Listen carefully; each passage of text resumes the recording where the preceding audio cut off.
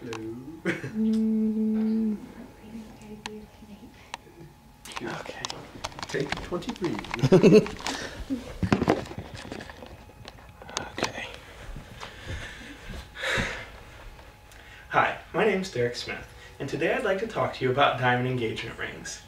Imagine you had just bought a diamond engagement ring and it could tell a story. What kind of story would you expect it to be? Would it shock you if it was one of suffering and war? Well, because a diamond engagement ring is not necessarily romantic and it sometimes funds human suffering, I'd propose that an individual should avoid giving one or accepting one as an expression of love. In the minutes that follow, we'll talk a little bit more about diamond rings and whether they're romantic or not, and about the suffering that they can fund. The first point I'd like to make is that a diamond ring is not romantic. Now I know that you're probably going to immediately disagree with me, but let me explain. I believe that sentimentality is what makes an object romantic. For example, imagine I had a rock, and I just showed it to you guys, it was about this big. If you look at it, you're not going to immediately go, "Aw, that's so romantic." But if I told you that 10 years ago a man knelt on this rock and proposed to his now wife and was prepared to give it to her on their anniversary, then yes, it would become romantic. Well, what's changed? It's the same rock. What changed is there's now sentimental value. Well, with a diamond ring, if you just buy it from the store and you haven't yet given it to your prospective wife, how is it romantic? There's no sentimental value yet. There certainly will be afterwards, but at this moment, no, there's nothing. It's another object. Well, in order to answer the question of why do we think a diamond ring is romantic if there's not any sentimental value, we have to look very briefly at the history of the diamond trade. In 1888, a group of diamond miners and investors in Africa decided that in order to protect their trade and to control supply and production, they would form a conglomerate or a cartel known as De Beers Consolidated Mines. Now, according to Jay Epstein in his article, Have You Ever Tried to Sell a Diamond?, the De Beers Consolidated Mines' mission was to not only fix prices, and yes, that was one of their missions, but to convince the American psyche that the diamonds were more than just a piece of carbon or another precious stone, that they were an integral part of romance and power. Now, in order to do that, they needed to get men and women to look at it as more than a precious stone, because there's a bunch of different kinds of those, and to look at it as an expression of love. Well, in 1938, De Beers hired N.W. Ayer, which was a marketing firm, and they hired them to shift social attitudes in America about diamonds. Their strategy was to make young men and women look at diamonds as an expression of love, and the giving of diamonds as an expression of love. The bigger the diamond, the bigger the expression of love.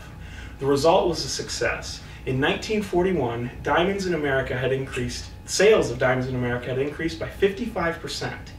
In a series of memos sent to De Beers by N.W. Ayer, the marketing agency, they talked about the method that they had used to promote the diamonds. And one of the things they pointed out was, unlike a normal marketing program, they didn't have a brand to push on people. It was simply an idea, and the idea was diamonds. Now, in 1947, in another memo sent to De Beers by N.W. Ayer, they talked about how the process of promoting the diamonds in the U.S. was a psychological one, because the point was they needed to make a diamond engagement ring an essential part of love and romance.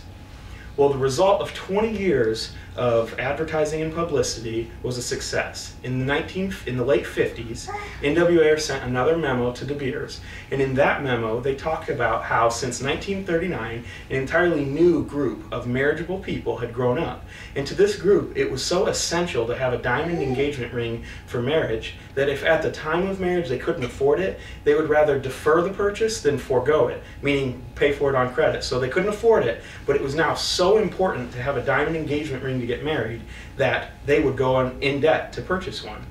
Now, time restricts me from going any farther in the history of the diamond trade, but I hope you can see the reason we immediately associate romance and diamonds is because this was the goal of the diamond cartel.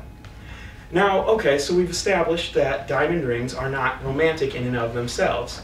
However, they not only are not romantic, but they sometimes fund human suffering. And what I'm talking about is blood diamonds.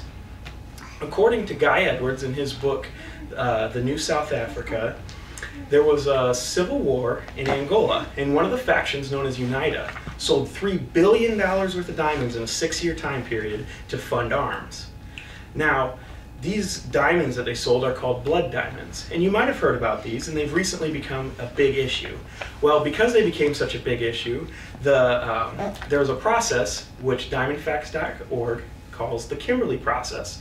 It's basically a certification scheme that certifies where a diamond came from so we know whether it was a conflict diamond or not.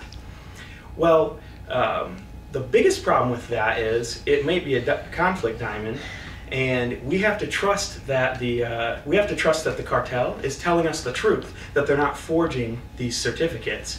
The other problem is, Lynn Duke, in his article for the Washington Post, pointed out that about 1% of the American diamond trade is still conflict diamonds. So now we have to think, 1% of the diamonds in the market are used to fund human suffering. How much of a risk are we willing to take? Is 1% a low enough number to risk funding someone's human suffering? Now, I hope that as a result of the fact that we can see that diamonds aren't intrinsically romantic and they can fund human suffering, that we can maybe avoid the diamond industry. And if you can't avoid it, at least take the precautions necessary to ensure you're not helping fund this human suffering over in Africa. In the last few minutes, we saw that diamonds were not romantic in and of themselves, and that they sometimes fund human suffering. And in order to help stop this horrible atrocity, I propose that we avoid participating in anything to do with the diamond market. And if we are required to be very vigilant in ensuring that the proper protocol has been taken. Thank you.